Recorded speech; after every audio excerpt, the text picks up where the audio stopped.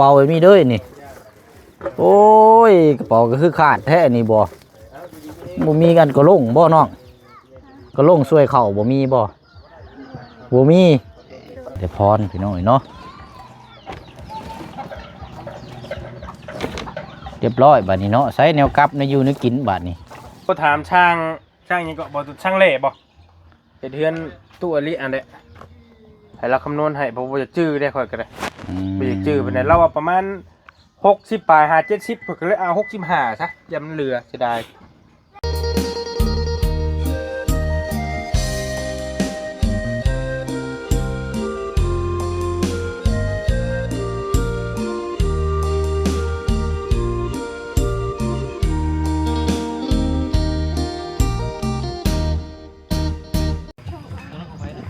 อันนี้มันเข้าคนละเครื่องดิเข้าใจป่ะโอ้เนาะเอาถือหน่อยเนาะถือว่าเปิดภาพเปิดกล้องมานี่ก็เห็นความเมตตาจากทางผู้ใหญ่ใจบุญเนาะแล้วก็หลักๆเลยกับเมนทางทีมงานเฮาเนาะที่ได้ผลักดันให้ทางน้องเพิ่นเนาะกำลังจะมีบ้านเฮือนซานเป็นของตัวเองแล้วพี่น้องเนาะยินดีนำมื้อนี้กันเนาะถือว่าเดินทางมาฮอดกับ4 โมงแรงมากับบุญบ้านป่าก็จะเดินทางขึ้นไปเซโปนเนาะทางผู้เชี่ยวก็จะขึ้นไปมอบน้ำให้อยู่วัดผู้กวงแน่แล้วก็อัปเดตเวียกงานเคสของทางอเดียน้ำแน่เนาะพอดีก็เข้ามาแสดงความยินดีแล้วก็มาอัปเดตให้พี่ให้น้องเบื้องน้ำการอีกเคสของทางน้องพรเนาะหรือว่าทางสาวพรนี่แหละพี่น้องเลยตอนนี้ก็ทางบอดี้เนาะหรือว่าทางบอลยาวทางทีมงานกำลังมอบไม้พอดีไม้ก็เจ้ามาส่งกันนี่พี่น้องเป็นไม้48แล้วก็เป็นไม้แป้นน้ำแน่เนาะโอ้ถือว่าได้หลายอย่างเลยได้นี่ใกล้ได้สาวพี่น้องเนาะกราบสบายดีและสวัสดีพ่อแม่พี่น้องเบิดสุขุสุคนพบเจอกันอีกคือเก่าคือเดิมพี่น้องเนาะจังใดก็เข้ามาส้มแล้วก็อย่าลืมด้วยพี่น้องเด้อเนาะเป็นอีกกำลังใจหนึ่งกดไลค์กดแชร์แล้วก็กดติดตามเพื่อเป็นกำลังใจให้น้องพี่น้องเนาะเอาเดี๋ยวในการเป็นไม้เป็นอย่างต่างๆเนี่ยต้องถามทางทีมงานเนาะว่ามีขาดอย่างแน่เพื่อมีผู้ใหญ่อยากร่วมสมทบนำเนาะพี่น้องเนาะเป็นเสาเคียงตีนบ่หรือว่าเป็นไม้หรือว่าหลังคาสังกะสีเนาะเดี๋ยวถามเบิ่งทางบอดี้เนาะพี่น้องเนาะกำลังหนึ่งเข่าอยู่คอนกุ้มอยู่ไม่ชราหักแล้วนี่เนาะหนึ่งเข่ามื้อนึงนี่เพิ่น10,000แต่จักเถื่อนี่เนาะอันนี้เพิ่นหนึ่งอันนี้เนี่ยได้ตั้งแต่บ่ายโมงพุ่นน่ะอันนี้ได้หนึ่งตลอดได้บ่บ่แล้วเพื่อน้ำมันพดเด้เอ้าผู้วางฉันใส่น้ำพอดีเครื่องหม้อเด้หม้อ1 นาบ่ใส่น้ำพอดีเต็มหม้อไปเบิ่งจังหน่อยซะไปค่าสร้างอีกกันนะยอดต่อไปโอ้ผมปวดน้ำไหม้อีกครับพี่น้องแต่ว่าเขาหาช่างไม้ช่างกล่องมาให้มันครบก้อนว่ากันโอ้ใกล้สิได้สวยแล้วนี่เนาะมันตุ๊บใส่หัวความมุกใจเสน่ห์เด้อใช่ใช่เด้อล่ะเด้อโอ้แม่ได้นะสิขึ้นตกกูเลยเข่าคือเดืองแท้เดืองเลยบ่บุญเป็นน้ำหวดเป็นน้ำหวดบ่จังหน่อยก็ช่วยเนาะเดี๋ยวเบิ่งทั้งน้องเพิ่นช่วยเขาช่วยน้ำพอดีแล้วพี่น้อยเนาะบ้านเฮือนซานหลังนี้ก็ใกล้แล้วเนาะใกล้สิความฝันใกล้สิเป็นจริงแล้วอีกบ่หล่นบ่นานฟ้าฝนก็ตกแท้ตกว่าช่วงนี้ก็ถนนหนทางก็ยากแน่เนาะช่วงหน้าฝนหน้าแล้งแต่ว่าผู้ที่บ่มีเฮือนส้นที่เช่านี่ที่พี่น้องเนาะบ้านเฮือนซานผู้พังนี่ลำบากเลยพี่น้องเนาะยิ่งมีคนน้อยลูกน้อยอยู่นี่ป้าบ่จะสิเว้าเลยเนาะพี่น้องเนาะรู้สึกว่าคอนข้างหน้านี่ก็มากออกไปแล้วนี่เนาะถึงพุ่นเอาเนาะก็เดี๋ยวถามพูดคุยน้ำกันทางทีมงานว่าขาดอย่างเพิ่มเติมแน่พี่น้องเนาะเพราะว่าตัวนี้ก็หลักๆเลยก็อาจจะแม่นเกี่ยวกับทางบ้านเฮือนซานนี่แหละพี่น้องเนาะเรื่องนี้อยู่เนี่ยกินข้าวน้ำซ้ำปลานี่น่าจะโอเคแล้วตามที่ผู้เชี่ยวเบิ่งนี่หลักๆเลยก็แม่นดันเรื่องเฮ็ดเฮือนซานให้เราในตอนนี้กับพี่น้องเนาะเอาเดี๋ยวถามทางบอดี้หลังจากผลจบเวียงงานตัวนี้ก่อนเนาะเดี๋ยวพักจังหน่อยก่อนเนาะระวังรอทางบอดี้มาเบิ่งทางน้องคนช่วยเข่าช่วยน้ำก่อนโอ้หลังคาเปลี่ยนไปเลยเนาะเฮ้ยนี่เนาะป้ามันคือรูปไปแล้วนั่นเนาะนะโอ้ได้นี่เนาะผ้าห่มผ้าแพร่ อืมคักแล้วนี่เนาะโล่งจงโป่งเด้อนี่ปลา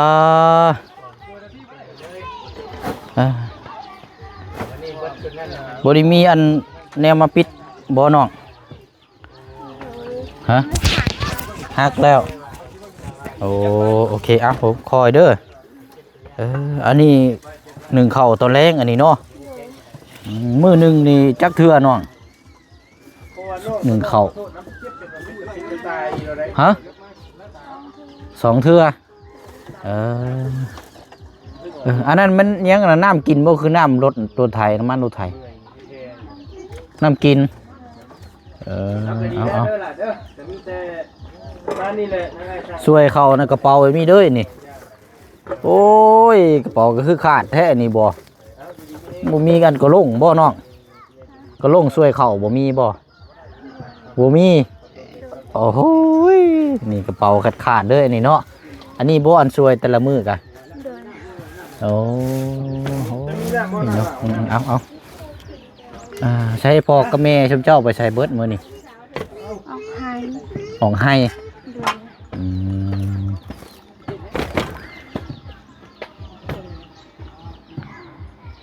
เอาสวยเขาแต่ว่าเขามันคืออย่างเดืองเนาะ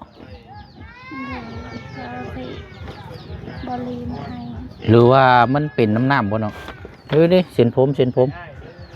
เอาผมมองหน่อยเดี๋ยวเป็นน้ำบ่เขาล่างน้ำเดืองอยู่บ่น้ำบ่ได้เดืองบ่น้ำเดืองเป็นน้ำได้นี่บ่เชียงเบิ่งเพราะว่าเขาเนี่ยจะคาวอยู่ถ้าน้ำนี่เขาเป็นน้ำเซ่ได้เขามันสิเดืองเนาะเนาะจึงมีวิตามินเพิ่ม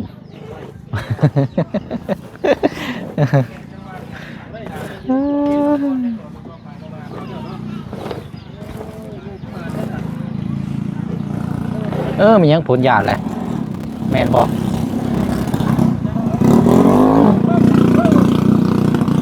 ผลยาแล้วเอา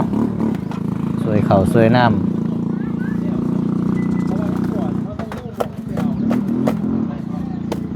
มุดบ่อนะเอา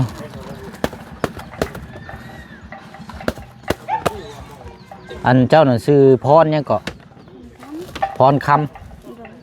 ำอันทางผู้เอื้อเห็นได้สักด่าพรแต่ว่าเจ้านี่คืนพรคำเนาะมีแต่พรพี่น้อยเนาะเรียบร้อยบาดนี้เนาะใส่แนวกับในอยู่ในกินบาดนี้กินเข่าแล้วบาดนี้มีบ่ยังเกาะฮะโอ้ยบ่คอยแท้ โอ้ยเนาะน้องบ่คอยแท้เด้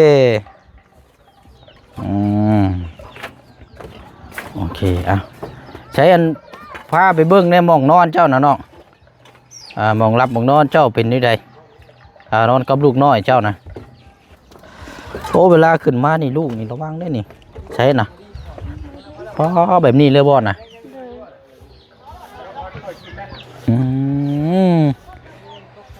อันเวลาลูกโทษของเมื่อมาได้เสียบยานลูกตกลงนี่บ่เนาะเคยบ่เคยไปบ่แต่ว่าระวังนะอย่าประมาทเด้อลูกนี่เริ่มดื้อเริ่มยังนี่เสี่ยงเลยนี่คือบนนอนอยู่ในโซนพี่เนาะพอแม่นอนอยู่ในพี่เพราะว่าเสี่ยงทั้งลูกน้อยเจ้าหันแล้วนี่อยู่ในพี่ช่วงสิปลอดภัยกลัวนะให้พ่อกับแม่มานอนพี่สับเป็นยังไปนอนผู้เดียวฮะไปนอนผู้เดียวลูกไปนอนน้ำไม่เตยเจ้านอนอยู่นี่ผู้เดียวอ๋อโอ้ยเนาะว่าอยู่เจ้านอนอยู่นั่นไม่ตู้อยู่เพิ่นบ่เลิกฝนตกนอนน้ำเอ้ยเจ้าไปนอนอยู่นั่นไม่ตู้กับอันเอื้อเจ้าเพิ่นอันลูกเจ้านอนอยู่นั่นไม่ตู้นอนน้ำแม่นอนน้ำแม่อยู่นี้เจ้านอนอยู่นี่คนเดียว โอ้ยใครอีดอกซะเนาะ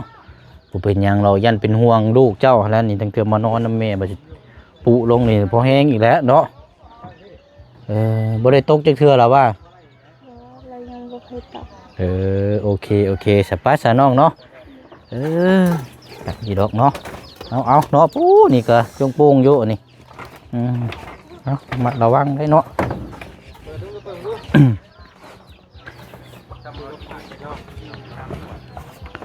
เฮ็ดฝนคือลงมิดแล้วนี่เนาะโอ้เอาเนาะให้ทางน้องเพิ่นไปพูดก่อนเดี๋ยวถามอัปเดตทางทีมงานก่อนบัดนี้เนาะ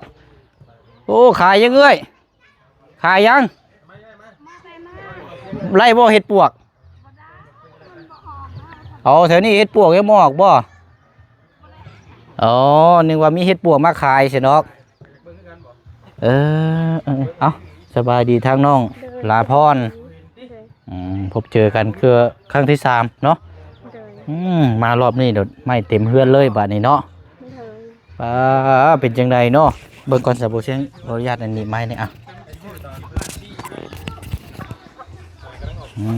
เป็นจังไดเนาะดีใจอยู่บ่เนาะดีใจหลาย โอ้ยเนาะใกล้ได้เด้ซะเนาะล่าสุดนี่เพิ่นเอาไม้หยังก็มามอบให้น้องๆไม่สิล่าสุดไม่แป้นกับไม่18ไม่แป้นบ่โดยโอ้ไม่ยังดีเด้อนี่เนาะโดยโอ้ไม่ย่างได้นี่จักแผ่นล่ะมีจักแผ่นสิแป้นถูกแล้วยังบ่ทันได้นับบ่เลยอ๋อยังบ่ทันได้นั่นนี่เนาะเดี๋ยวถามทั้งพี่ใหญ่เบิ่งก่อนซะเด้อพี่ใหญ่มาพี่ก่อนก็ได้พี่กวนแน่เจ้าละโอ้น้องเพิ่นบ่ฮู้เด้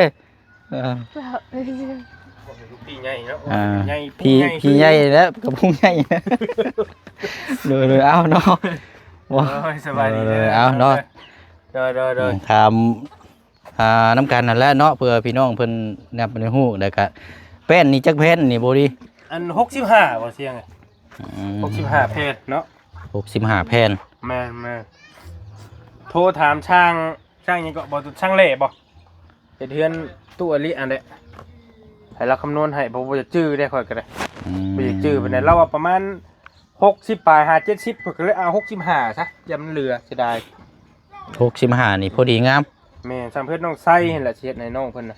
เพิ่นน้องไส้หรือเพิ่นน้องน้ำนี่แหละทรงนี่แบบเดียวกันเลยบ่เดียวกันเลยเบิ่งแบบนั้นก็แล้วเอาแบบบ่เลิ่นเลยเนาะแม่ให้น้องเพิ่นเบิ่งคิดว่าฉันดีใจว่าซั่นจักว่าหนึ่งเดียวในหมู่บ้านบ่จักอันนี้บ่มีโอ้หนึ่งเดียวเลยได้นี่คันว่าขึ้นนี่เนาะแจ้งเกิดได้นี่แม่นถือว่าพอแฮงอยู่บ่คำมันแล้วนี่คนที่เลี้ยวเบิ่งเฮือนเราตำงัวตำควายพึกจักไกลทางครับสิหัวไว้ดีๆได้เนาะโอ้ยแต่ว่ามันก็ยังขาดอีกหลายอยู่เสียงคือเห็นนี่แหละตอนนี้ได้หยังแน่ซะบ่ดีคันว่าสิว้าวแล้วก็นี่แหละนี่ก็เห็นซ้ำนี่แหละได้มาแล้วนี่ไม้18เนาะไม้18 60โตแต่ว่าครบแล้วตัวนี้อันนี้65โต65บัดนี้ขาดไม้10แล้วบัดนี้เนาะขาดไม้5x10 5x10 5x15 2อย่างนี้ขาด2อย่างสุดโค้งห่างมันหั่นนะแต่ว่าไม่เป็นฝาไม่สังกะสียังเฮาจังว่ากันดอกตัวน่ะเฮาเอาตัวที่โค้งห่างนี่ก่อนเนาะแม่นแต่ยัง2อย่างนึงหรอกตอนนี้ยังขาดครับมันนั่นได้ซะทั้งเสาเฮาได้เสาตีนเสาแบบนี้บ่หรือว่าแบบใดเสานั่นก็คันว่ามีเสาเดิมน้องเพิ่นมีอยู่9แต่ว่าประธานป้องเพิ่นมีแล้วเพิ่นสิสั่งมาเอาตีนแบบเดียวกันบ่แบบเดียวกันเลยที่สร้างตีนเสาต่างหากสร้างตีนเสาโดยนี่ฮะนะมันแข็งบ่ล่ะแต่มันกรอนะเฮ็ดเพาะอ๋อเฮ็ดเพาะโอ้เอาเนาะถือว่าทั้งตีนเสาเฮานี่ก็มีแล้วเนาะตีนเสานี่ก็มีแล้วคือว่าประธานป้องเพิ่นสิสั่งมาเฮือนแล้วนี่เฮ็ดเก้านิดเลยนี่บ่เอาแบบ12ต้นนะมาเพิ่มอีกบ่ที่สร้างเสามาเพิ่มอีกเป็นโรงน้ำกับ12หรอวะ 12 12เป็นน้องซ้ำน้องน้ำน้องไส้นี่แหละสั่งมาให้มันครบ เพราะว่าอันครอบครัวเราอยู่นำกันหลายคนเนาะ แม่นก็คนใหญ่นะ ครอบครัวใหญ่บ่ได้แตกต่างกับเพื่อนน้องน้ำเด้นี่เนาะคันสิเว้าก็ ประมาณนั้น จักคนก่อเบิดทั้งมวลน้องล่ะตาพร 9 คน 10 คนมันนี่แหละ10 คนทางหนูเนาะ มันนิดหน่อยมันยิกไปยกนะไล่ไปประมาณ10 คน10 คนบ่เสียง เพราะว่าเฮือนอันน่ะทางน้องน้ำนี่ก็เกือบ10คนพอดีนั่นก็ ใหญ่คือกันแต่ว่านี่ก็แยกย้ายกันไปนะบัดลิกกิ๊กก๊อกบ่ได้ค่อยอยู่ ต่างคนต่างไปคือกันเนาะ ให้ไปชวนไปหาเฮ็ดนาฮอนแล้วแต่ดอกอันนี้ก็คำบ่ห้ามน้องเพิ่นไว้ก็เพิ่นบ่ได้อยู่เฮือนได้แต่เก่ามีแต่คอยบอกให้อยู่ชื่อได้ อ๋อเรียกไปเฮ็ดเวียกบ่ แม่คนหลายก็ไปให้ไปชวนทางน้องแต่ละคนก็อันนี้ก็มาถามตอนนั้นก็บ่ได้อยู่ช่วงมาแรกๆมันก็มีแต่ไปให้ เลย อยู่ให้ว่าซั่น แม่นแล้วช่วงนี้ก็อยู่บ้านเฮือนซานก่อน อ่า เดี๋ยวทีมงานเพิ่นเข้ามาบ่เห็นบ่พบเจอกะอันหนึงมาทีมงานบ่เข้ามาบ่เห็นพบเจอนี่ยังพอแห้งและเข้ามาก็ไกลซับเนาะ มา บวกกับพี่น้องเพิ่นก็รอท่าเบิ่งคลิปอยู่รถโอ้ยเพิ่นบุตรีได้เนาะ แม่ นั่นก็อยู่เฮือนซานก่อนช่วงนี้เนาะ แม่ นี่หยังก็นี่แหละเฮ็ดเบียกเฮือนซานไปก่อน ถือว่ามันก็ไกลนะ อืม ไกลมันสิเครื่องไปพะลานมันสิเครื่องไปใช้โปนแหละนะ ครึ่งแล้ว ไปอีกจังน้อยก็พอเครื่องแล้วถือว่ามันก็ไกลระดับหนึงอยู่ ถือว่าไกลแล้ว แม่น่าเก็บอยู่กับบ่เป็นหยังเนาะ อืม ไกลเฮาก็มาซอยกัน อืมถือว่าเพิ่มเติมนี่แม่นตัวนี้นี่ทางไม้หน้า10นี่มีแล้วบ่มีงบมาแล้วบ่ไม้หน้า10 คันสิว่าวันยังกันยังเพราะมันยังบ่ครบเด้ตัวนี้น่ะฮับบ่จำกัด ดังกะสีไม้มุงกบอย่างต่างๆกันแล้วเนาะครบ แม่ เนาะ นไม่ ขาดหลาย วงกบบานประตูสังกะสีค่าช่างเป็น โอ้ค่าสร้างนี่เนาะต้อง ค่าช่างนี่ก็ยังหาบ่ได้ช่ำนี่ สร้างนี่ก็ สิไปเอาใช้นี่ ปัญหาอยู่ได้สร้างนี่ก็เนาะ แม่แล้วก็ราคมราคาก็เฮาบ่ฮู้ว่ามันสิถูกกว่าหรือสิแพงกว่าเซฟโปนนี่เพิ่นก็ยังบ่จักนำอีก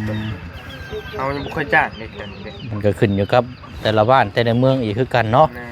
ว่าเพิ่นสิแบบใด เพราะว่าคันสิให้ช่างเฮาเองมาก็ได้อยู่เขาบ่คำเบานั่นพวกคนเฮาเองแต่ว่ามันก็มันไกล โอ้มันไกลกับเจ้าสิมาอยู่บ่เนาะ เที่ยววัยรุ่นครับ เออ สิเที่ยวกันได้กระตกได้มาเฮ็ดก็ตุกตุกนอนได้นอนพี่เลย มันก็ยันว่าเนาะบวกกับสัญญาณนั่นแหละ แต่งานก็บ่มีอีก เขาเจ้าบัดเนาะยันว่าวัยรุ่นโทรดินนำ ผู้เสพผู้สาว เสพผู้สาวหรือว่า จังได้ ดิ มาลม เนาะ พี่เลยน่ะแล้วเลย ลมผู้สาวนี่บ่ ผู้สาวเด้ เอ ใคร อ อยู่คนนั่นก็น่ะมันนั่งลมไงอยู่นี่ก็ถือกายกันก็ทำเลย เอาเฮ็ดได้ซะ เอ ต้องห้ามบ่ได้เด้แต่เนี่ยเนาะ สัญญาณตัดขาดเลยติ แม่ว่าผู้สาวเด้ อืมเฮ้ยนั่งคักแท้นี่ลูกนี่ก็ได้นะน้องนี่ มันเป็น เออลูกนี่ก็ได้เนาะอันไม้นี่มีแต่ไม้ย่างไปเลยเนาะ ไอ้นั่งนั่นก็ได้ซะเอาเนาะเห็นว่าก็ได้ โอ้ย มีแต่ไม้ดีๆเด้อบ่เชียงเอ้ย ไม้เกรดดีเลยเด้นี่ เบิ่ง เนาะ รถดอกบ่เชียงคอยเลื่อมมาแต่ละเส้นน่ะบ่ได้แม่นว่า โอ้ สิกระจอกใด เบิ่งหาเนาะเบิ่งซองมึงก็คักก่อน มีแต่ไม้งามๆใดไม้แป้นหนาๆทั้งนั้นเลย ยังคิวๆอยู่เด้อเนาะ แม่นแต่ไม้ก็คักไปเลยใหม่มีแต่ไม้ย่างมาเลยอ่ะนี่น้อง อืมโอ้ยเนาะดีแล้ววันนี้เนาะได้ไม้เลยเฮาเห็นไม้เห็นหยังซำนี้ก็เอาอีกบ่หล่นบ่นานดอกเนาะ แม่ พอจังใดก็ทั้งผู้ใหญ่หรืออีพี่เพิ่นก็บ่ปะบ่ทิ่มหรอกพี่น้องเอ้ยเพราะว่ามันมาได้ขั้นนี้แล้วเนาะ ว่าข้อดีก็น้องคนมีเสาไว้แล้วนะมีเสา9ต้นเฮาก็เลยบ่ได้เปลืองตัวนี้เน่ตัวเสานี่เน่ อืม ก็ถือว่าโชคดีไป อืม แต่มันก็สิยากแน่นอนเนาะโตมันบ่มีสัญญาณบ้านน้องกันนะ อยากสื่อสารกันยากน้อยนึงได้แต่สัญญาณโทรเนาะ โทรศัพท์ได้อยู่เนาะ แม่ แต่ แต่ ว่า ก็บ่มีปัญหาดอกเฮาขี่ออกไปน้อยนึงนี่ก็ได้แล้วบ้านน้อยนี่ก็มีแล้วสัญญาณ ได้อยู่กับน้องเพิ่นมีดินมีดิน แต่ว่ากับปัญหาหนึงนี่คือไฟเด้ ไฟบ่ แม่น เวลาเฮาเฮ็ดเฮือนเนาะ แม่ เฮาต้องขึ้นไม่เท่าจะมีไฟอยู่บ่ มีนะ บ่มี เอาบ่มีไฟเลย บ่ได้มีนะ เลย ใช่ แต่ แล้ว ว่านี่หมอเป้งใกล้ๆนี่เห็นไหมคันว่าเรามีขึ้นมีฮอนน่ะดึงลงมานี่ให้ประโทไฟน่ะ อยู่ใกล้ๆเนาะ แม่นแม่นมื้อนึงเหรอวะ ตามเมย์แล้วแหละ ค่าไฟเห็นบ่ โดย จะทำลายเทื่อแล้ว6 ล้าน 3เราแล้วหลายเทื่อ ถ้ามีเงิน10,000ดึงลงได้แล้วอันไหน ไฟนี่จังเฮ็ดเฮือนเฮ็ดซ่านนี่จังงั้นนี่เนาะแต่บ่บัดสิเฮ็ดจักสิดึงมาทางใดเด้นี่เนาะ คันหาไม่ต่อขอกตาครบเลยสิหาไฟก็เพิ่งง่ายๆคือคันเฮาสิยืมก็คันเจอคนใจดีเพิ่นให้ยืมก็ไผ เขาก็จ่ายค่าไฟให้เนาะ ถ้าคิดว่าสิยืมไผได้หรือบ่คิดตกลงปลงใจกันหรือบ่ยังบ่จักอีก ยังบ่ฮู้เลยเนาะ สิไปอาศัยไผ เ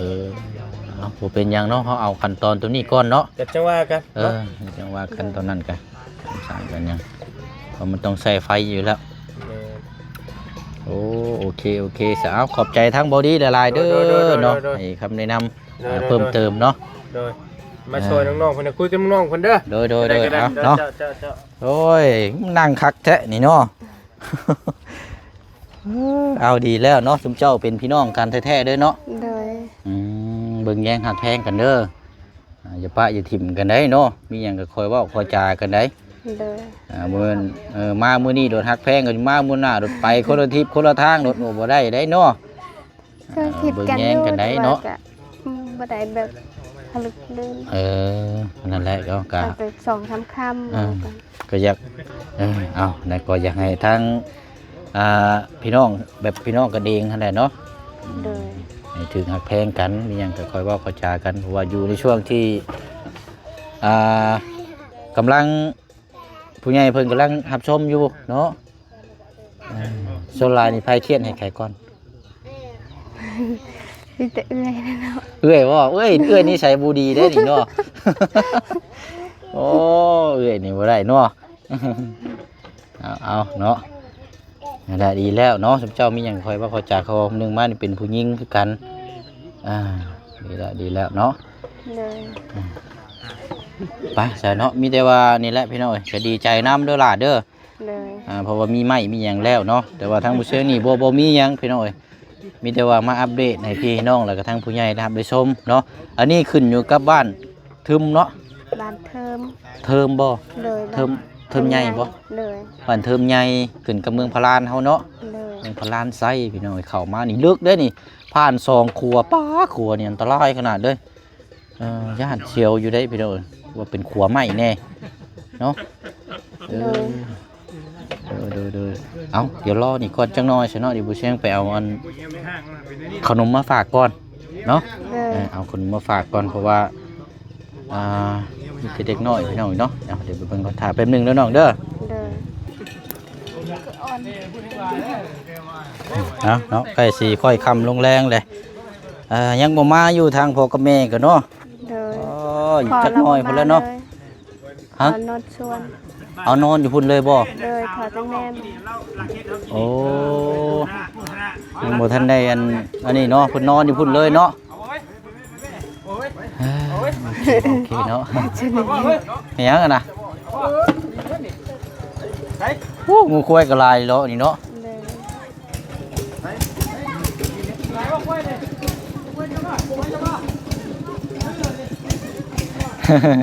โอเคเอาเด้อน้องเด้อเอาของฝากของต้อนเด้อน้องเด้อขนมเด้ออะละ เลยจะเป็นไร โดยเอาเนาะ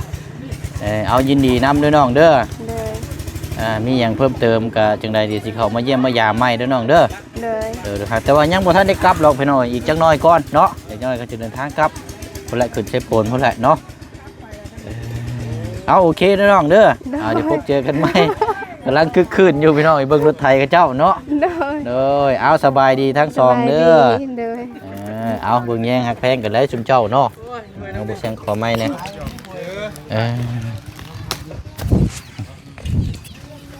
เบิ่งก่อนเนาะไม้เสาเราก็ใครอยู่พี่น้องมีเลย